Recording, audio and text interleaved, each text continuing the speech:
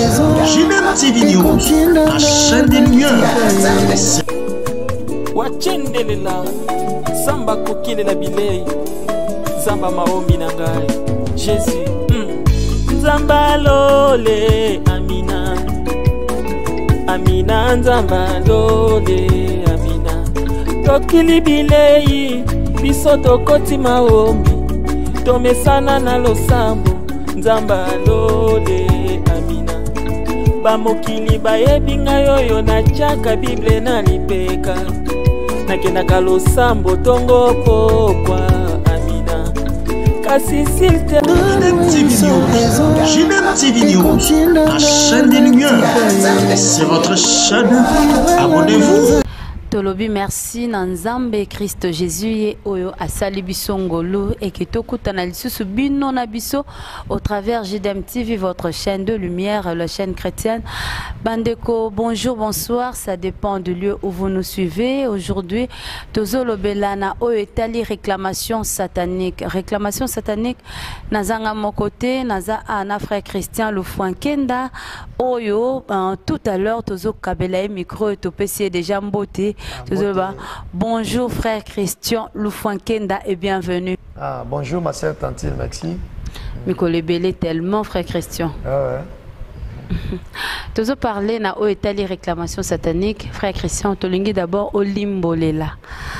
Ba Olanda biso na JDM TV va comprendre ça va sous kaka réclamation zanini pour absolument la réclamation satanique. Alors expliquez d'abord ba union so ba Olanda biso peuple de Dieu ainsi que tout le monde au ba Olanda JDM TV émission lelo ba réclamation zanini.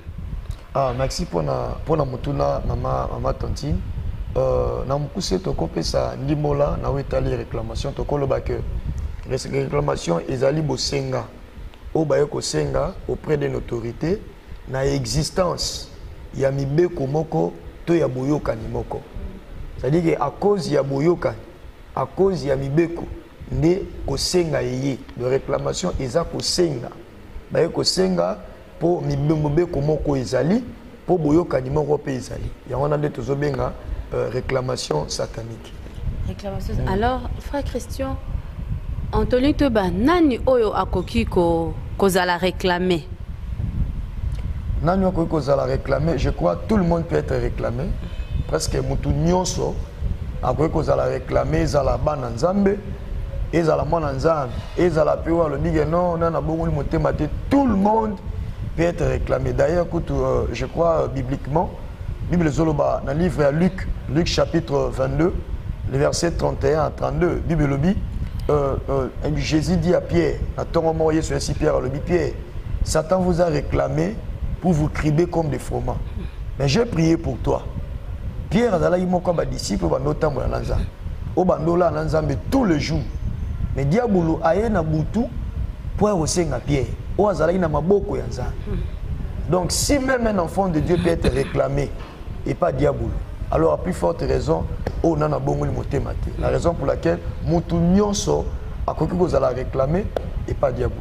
Donc Moutounion se fait déjà que Ngande Nazaboy Nazala réclamer quelque part, Nazala réclamer. Alors bah cause y a réclamation zala nini. Bah cause y a réclamation et ça moi belé surtout quand on a quelques causes. Monsieur eza ou eza image y a réclamation et là on a liboso eza non avancement ou soit epekiselo ko boy donc mutu moye akende liboso atala makambo ya sala ka ezate moye mutu afongwama atala makambo ya sala ezate. Or la Bible dit dans le livre 3 Jean chapitre 1 verset début le dit moi l'Éternel votre Dieu je souhaite que tu prospères à tous égards, mais tant où prospérité ezate mutu azo travailler azo simambo azana winza azana ba maison par-ci par-là azo travailler azo teka. Mais avancement, taux progression, prospérité, zati. Ils ont quoi réclamation. Ils ont réclamé finance, ils ont réclamé Moussala. Parce que d'abord, tant que la réclamation satanique, comme on a le satanique, il y a la bégoloba advexé. Satan voulait dire que non, ils ont advexé. Donc votre adversaire qui? Le diable. Aïe, on a réclamé pour nous boya. moto évolué, moto avancé. Il est même sous la réclamation des sortes de bénédictions liées dans le lieu céleste.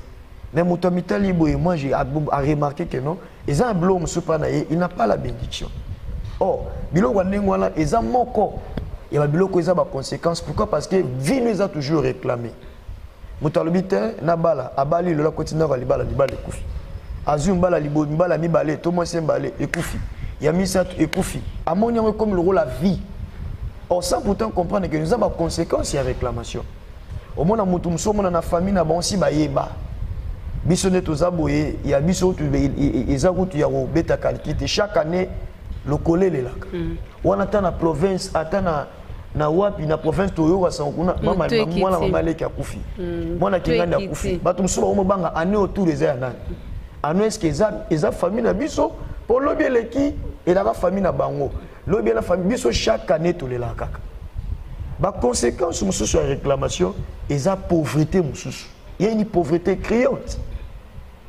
Bible zoloba ma commune dans Mélodie, même dans Moussala, mais tout travail pour qui quoi? Pour qui de l'abondance? L'abondance, ça fait partie de la bénédiction. Et surtout que l'abondance ne nuit pas, frère Christian. Oui. Mais au moins, il se donne au travail.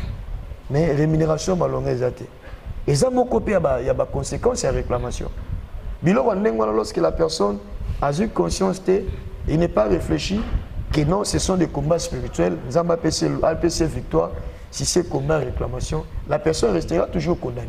Et ça, mon corps a des conséquences liées à la vie à battre. Donc c'est un peu ça. Et maintenant, comment Moutoko ça la poids bima? D'abord, on déni ayeba. Monsieur Sokoko zala a constaté naïe. Famille ne sait la caboye normal, tout va normal. Alors comment et l'on est coco ça la penza que moto a une décision que et loko yo trop c'est trop et loko na lembiango et loko hein décision ne wutele wap et ni na koko sala po abima na yango. Deux questions. Et le roi sala pour na abima lango tout d'abord ezo banda na vie au motozo mené parce que tu dois comprendre que ngai sengé na vivre vie ôté. Ngai vie na ngai sengé les ezala lolenge ya boité. D'abord la personne s'est révoltée nan. Il y a d'autres choses avant d'abord d'être délivré dans la réclamation. Il faut d'abord qu'on se convertisse dans le pas Christ. Tant qu'on a une décision de recevoir non seulement Jésus comme ton Seigneur, ton Sauveur, mais nous sommes maintenant dans un peu moins dans Sambelaka. Mais tant qu'on Sambelaka, si c'est combat et réclamation, tu n'as pas encore obtenu encore la victoire. Au long sera compliqué. Alors, il faut d'abord à tout pour toi se révolter. Bible zoloba dans le livre 1 Chronique chapitre 4 verset 9. Bible lobi Jabet a monique non, il n'était plus considéré que ses frères. Qu'est-ce que Jabet a fait? Jabet a invoqué le nom de l'Éternel. Autrement dit, Jabet il était fatigué. Jabet a dit non éternel, si tu me bénis, étends mes limites. Ba limite tu es au pexanga na évoluer pexanga na kilimuzo pexanga nazala malam de batu musu baza malam. Jabet a pris une décision. Alors bi ko banda lelo ce qui est limite ba limite soit ne kata. Donc Jabet il était fatigué à vie wana. Tant batu musu même dans la famille, même dans nengi environnement à quartier batu musu makamweza malam. Mais à Jabet makamweza toujours mabe. Jabet a pris une très bonne décision. Alors bi ko banda aujourd'hui ou jamais. Mais si ce sont de liens, donc il faut d'abord moutouiller moko à comprendre que vie naïe kozalaka réclamé par diaboloté. Jésus-Christ est là pour donner encore la solution, donner encore la victoire sur la réclamation satanique. Au lobby le monde a makambo que il faut d'abord moto kaba vie n'est pas Christ. Est-ce que par là ça insinué que en délivrance, et ça juste apanage les chrétiens, c'est l'eau moka approprié na ba chrétien. Non, la délivrance d'abord c'est pour tout le monde. Il y a encore d'autres chrétiens au bazapé besoin d'être délivrés. Je crois la Bible est claire. Dans le livre à Luc chapitre 13, Bible le dit, Jésus-Christ a dit dans le temple à enseigné. À mon maman morazo kota na temple mukongo gumbama. Qu'est-ce que Jésus-Christ a fait? Jésus a présenté à 100 milliers. Jésus a dit, cette fille, c'est une fille d'Abraham. Mais Satan l'a liée pendant combien de temps? Pendant 13 ans. Vous comprenez? Donc, moi la moi suis akangama pendant 13 ans mais Yesu aye ko kangola donc balobi la Bible donne une prison c'était une fille d'Abraham azaki païen temps aza mutu abimi na lignée moi et alliance c'est quoi yondo lobi faut mutu dans abanda ko accepter nga question na exemple par rapport à accepter eza o ayebi nzambe te celui qui est fatigué ya oluka toujours aux aba victime ya ba réclamation satanique yé wana nde o nana andimela non Jésus-Christ comme Seigneur et Sauveur na été o azolanda biso nano pesa vino pas Christ tu es fatigué ya ba vie wana tu es fatigué ya ozonga ya oza koropo tourna toujours liboso tu peux aussi donner ta vie par Christ na kati ya famille chrétienne Yesu alobi na obeta porte na motema na yo o ya koyoka mungongo osani na fungoli porte na kokota na ye na kolia na ye longo Yesu abeti porte na motema na yo yo zolanda biso prends une bonne décision vivant le rôle lembi yango le rôle za fatigué na vie wana même si nanu yamba Christ était aujourd'hui ou yamba Christ tout d'abord comment il faut une alliance parce que la Bible dit dans 2 Corinthiens chapitre 5 le verset 17 la Bible dit celui qui est en Christ il est devenu une nouvelle créature les choses anciennes sont passées et voici toutes choses sont devenues nouvelles soki tokolobela na o etali ba cause o etindi kaka bosengi ya diabu to pe réclamation satanique cause ya liboso ezali o tolobi boyokani to pe alliance o esalamaki avant tant mususu ba o babotami lelo ba ya na mokili alors wana eza pe moko ya ba cause alliance o tant mususu ba koko basala tant mususu ba parents basala ce toro pe exemple moko biblique eza par exemple livre ya Jérémie chapitre 35 Bible zolo ba partie ya premier verset alliance moko esalamaka banda ba koko ya ba rekabiti kende baza wana mutu akotonga te mutu akoévoluer te donc eza moko et babiloko ezalaki ba à la base ya souffrance ya libota rekabiti ba cause musu toko citer musu rapidement ba cause musu toko tanga par exemple ya maloba oh Bible lobi la vie et la mort sont au pouvoir de ta langue ezala maloba mususu mutu akoloba boelelo par exemple maloba ya Jacob or loba qui devant moi l'année à liboso ribe abandi pe bien ribe ma vigueur ribe ma force mais na suka langwa la keli moi la mabe mais maloba wana eyaki ko peser si ribe jusqu'à tel point que tribu ya ribe koma ekosila à cause ya maloba wana ya la kemeza il la cause oyi banda ko provoquer réclamation satanique parce que déclenché déjà dans mokila molili déjà que bango ne bazaboye oyo ya bango ezaboye ba kozala belete ba robota te ba ko évoluer te wana za moko ya ba cause oyo eza la base ya auto benga auto lobela lelo réclamation satanique.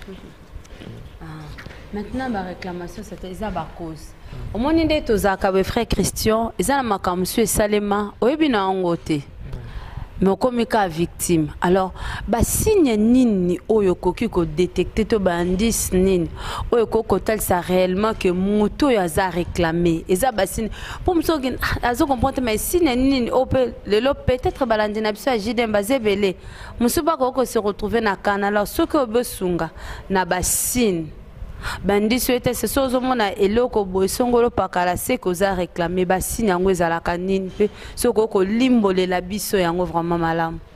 Merci maman Tantine pour la motuna. Alors babilembo na lingala nde maman Tantine alobi ba signe otokoyeba na wetali to o etindi kaka beaucoup plus otozolobela réclamation satanique signe liboso ezali kozanga kokende liboso to pe epekiselo oyo ezopekisa moto akende liboso na o moto asalaka oh la Bible dit on a pensé à une barrière oh nzamba lobi je souhaite que tu prospères à tous égards souhait nzamba ezala makamno so moto asani a évoluer a fuluka mais au moins moto na o ya salaka évolution ezate a osimba ba mbongo a osala ba marché a créer ba projet minene mais évolution comme telle ezate wala lembo liboso et lembo ami balé eza moko bilembo laksara par exemple et pas bana basi même ata pas bana bal auto lo bana français par exemple célibat prolongé par exemple eza ba biloko yo o eza moko o eza la ba bilembo toujours le bila déjà réclamation satanique normalement déjà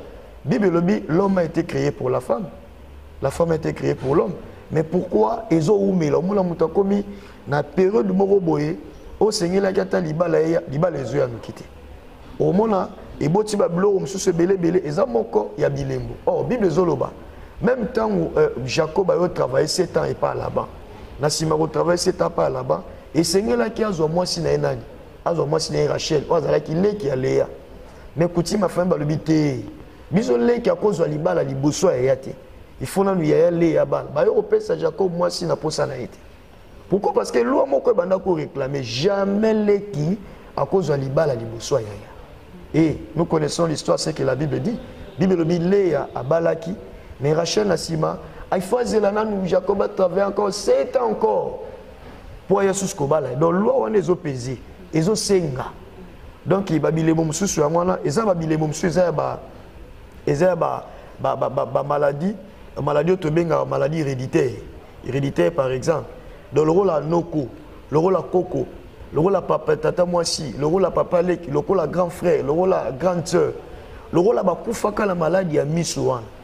Babelara Missou Tina qui mukolo balati manati tiba bakomi mikolo dans un certain âge bakoti mabele. Le rôle à Yakufaka la maladie wana. Biso et biso za la kamakolo.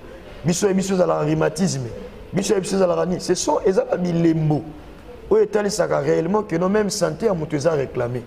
Parce que tout peut être réclamé. Le diable peut réclamer tout. À quoi réclamer santé, à quoi réclamer vie à Moutou, à quoi réclamer matériel à Moutou, à quoi réclamer financier à Moutou. Mais ce qu'on a Moutou en dengue wana, babilemo les choses autant ça, mais déjà babilembo, où est l'accès que non ta santé est réclamée, santé n'a eu à réclamer. Merci frère Christian. So na kozunga muke question moyelinga na o etali en cause to source. Olobelaki alliance o ba koko ba salaki, alliance ba parents ba salaki. Moutouye morope boakose à la cause de réclamation t'es seulement faut te rejeter na ba parents na barrière parents. Est-ce que naie moko moutou personnellement à cause de la cause de réclamation n'a été? Oui, moutou à cause de la cause il y a réclamation ce qui est moi fongoli porte. Au fond la onde ngeni frère Christian. Fongoli porte na ba acte. Par exemple la Bible nous dit dans Éphésiens 4:27. Bible nous dit ne donnez pas l'accès au diable. Mais tant que vous avez accès par diable, on a exemple.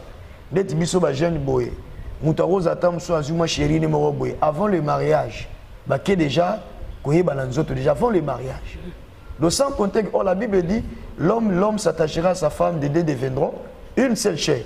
Sans compter que ceux qui ont déjà déjà comme réclamation, tant que 500 autres automatiquement, beaucoup de moko. Directement tu as ouvert la porte. Accès et pesami déjà. Et ça là accès mususu o batu bango mu bafungola ba porte sans le savoir. Oyo sala boyo kaina mutu musu parce que tant déjà boké oui bananzo avant le mariage. Et ça déjà boyo kani mobimbo bo sali déjà. Mutu ye moi rosa la pe cause. Il y a réclamation, il y a yemoko. Ceux qui yemoko pesi ba accès a fungoli makam mususu. So il diabula yemoko a accès diabula koti. Asali musala na. Il y a beaucoup de choses au mutu yo ma fungola. Par exemple atako yiba oyo aux salatam sous travail na bandeko na entreprise monto bozalara boza ensemble au travail na ba mais yo ya yo beta akara ba kanyaka ba koyiba oh sans oublier que donc au fungoli ba accès yo moko tango déjà o yi biblo randengwa au kati mo eloko mo ya bien bi o ba to ba yiba te chef a yiba te mais sans oublier que non au fungoli accès yo moko sans le savoir donc mutu yemo pa aux à la cause il y a accès au soit fungoli accès aux à la cause il y a réclamation satanique, il y a venu sans autant cahier. En frère Christian, motuna mosusu tolingi toyeba. Tozana combien de sortes il y a réclamation? Sorte to pe balolenya réclamation eza ebele. Eza penza ebele otokotanga réclamation moko. Toro simba moko par exemple, eza par exemple réclamation liée na coutume ya famille. Donc lié sur la coutume ou la loi familiale. Par exemple, la famille on a bango c'est bana déjà. Bango muto ki na rapport toté. Yosko bandiko bunda ol ke no luka via tena développer une États-Unis. Aussi longtemps que tu n'as pas réussi à kolonga, muyana réclamation pe que ça vient bo voyager, on a toujours condamné. Et ça la ba réclamation sous à part ba loi familiale, et ça la ba réclamation sous o na nzela la kelima B.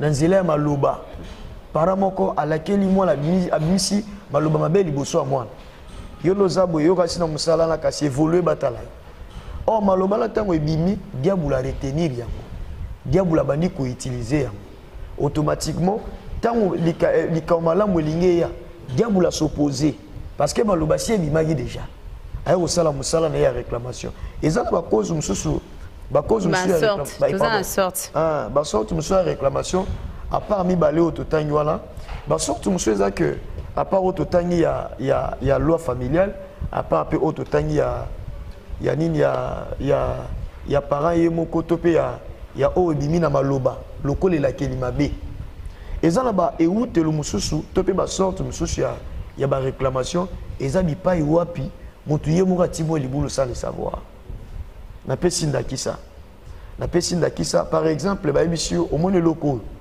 so que tiango na ndako et go protéger okuta la longue et loko pe sunga yo et poto ba chance ebele nzoka ba kosi yo ozupe loko no garder ngo ke na bureau tiango na bureau OK po tiango déposant pe tar sur na chambre to na salon là nzoki boteli yo source ya réclamation 100% yeba et loko malamu okota te pour loko déjà sur quotidien ya mabe déjà ezala be utelo mususu ya réclamation eza oyo mutu akotisi to o mutu ba kotisi na vie na ye yango mutu ko provoquer à la longue diable roya ko réclamer aye na retour comme la ibeli au retour de l'année ya zongi ayaki na sanza prochain ye lisusu aye ko réclamer parce que il y a déjà quelque chose oyo zo pousser zo sécuriser il y a une loi il y a par exemple une alliance oyo etindiki ye aya ko réclamer.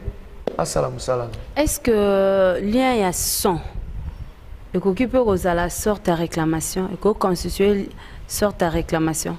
Oui, et qu'occupe Rosala et Rosala le lien mususu tozolo ba réclamation satanique. Par exemple, au Botobotami na famille morobo est déjà. Famille on a déjà la makila déjà lignée si tracement déjà. Que bisonne tozaboué manto qui na droite ezate to tira la na lignée où. Mais aussi longtemps que tu n'as pas d'abord réussi, tu n'es pas encore délivré, au bimino la makila en été. On a toujours condamné. Et réclamation tant roya et ko landa peka rayo et ko roya peka parce que aux autres porté le même makila wana.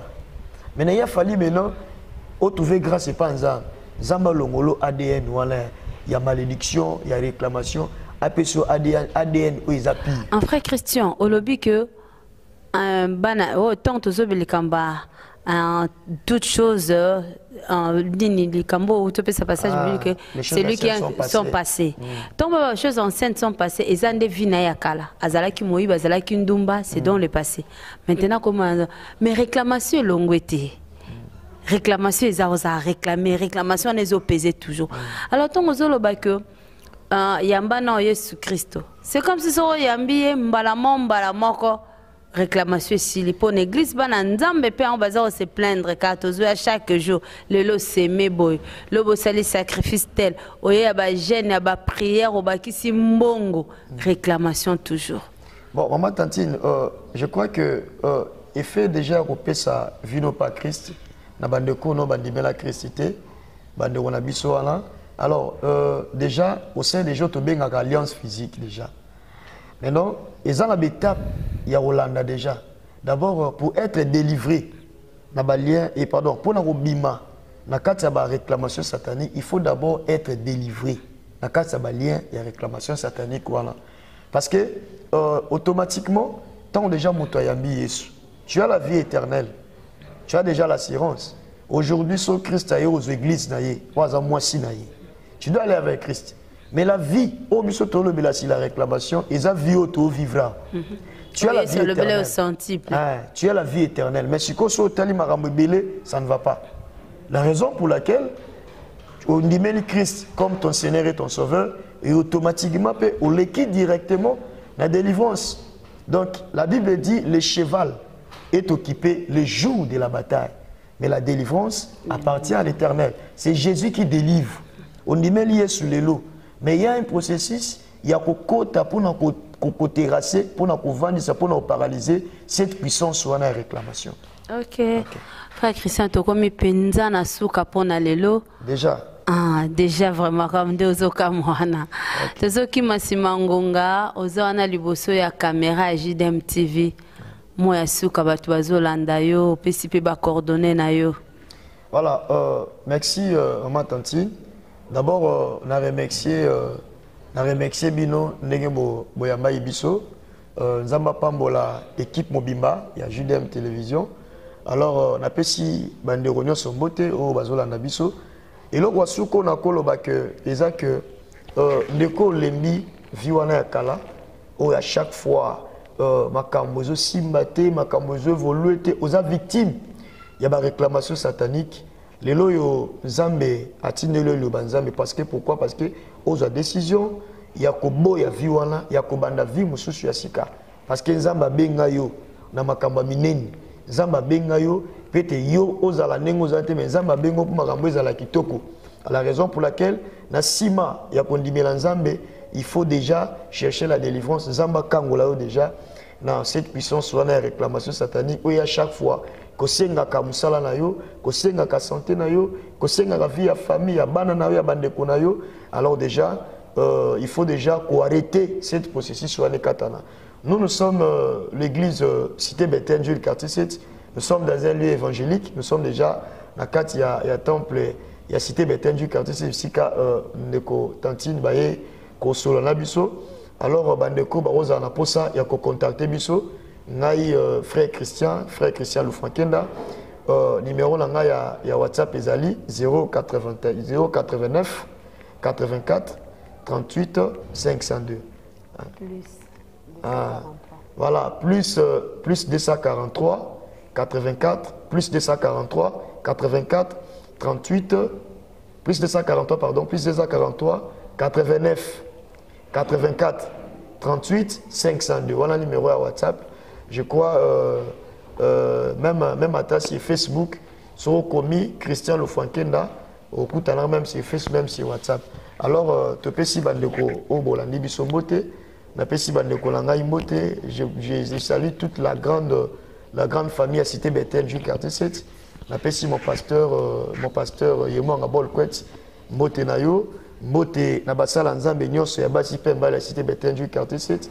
Na pesi pe bandeko langai ya auto zalaka na bango ba mbote na mino bisika bozali ma sœur Sandrine mbote na yo ma sœur Zizi mbote na yo route rozanga te mbote ya grande famille Frankenda mbote na bino na moni Glodini Dja na moni DJ na moni Enoch na moni Mardoché na moni encore Dieu merci Pipa na moni Ligno Bikembo ba mbote na bino boza tellement ebele bino so ba mbote na bino.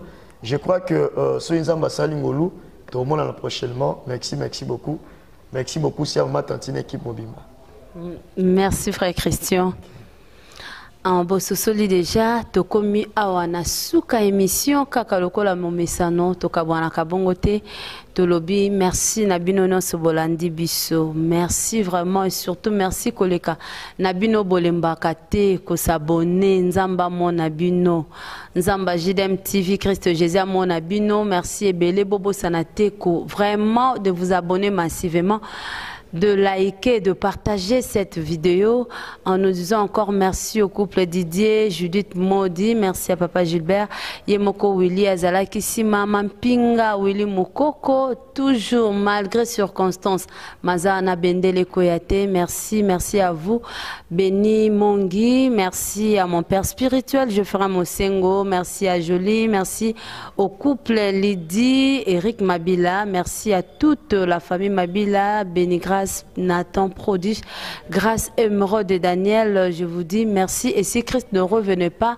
nous allons nous retrouver prochainement. Bye. Bye. JDM TV News, la chaîne des lumières, votre chaîne, notre chaîne. Balobi, restez branchés, scotchés. Dans la chaîne Nabino. Awa présentement na Congo Kinshasa, JDM TV News. Nous avons des émissions comme Gilbert et Soin Pasteur. Nous avons des émissions Instant d'espoir. Nous avons des émissions Les chrétiens et la musique. Balobi Awa, il y a des prédications, exhortations. Nous sommes là pour exhorter, pour éclairer. Balobi Tikala wana zala branché ko zapete. Boka télécommande Landa JDM TV News Tikala Awa. Yebisan de kwaza pembe na yo à s'abonner. Yo mto s'abonner te. Abonne-toi massivement et nous sommes la chaîne chrétienne, la chaîne des lumières. Restez là, abonnez-vous massivement et vous ne serez pas déçus. Francine Chala sur JDM TV News officiel.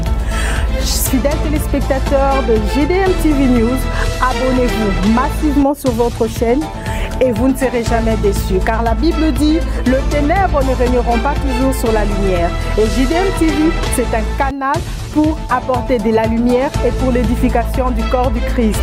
Donc abonnez-vous massivement, appelle ton voisin, ta voisine et abonne-toi car ici il y a de meilleures choses à venir.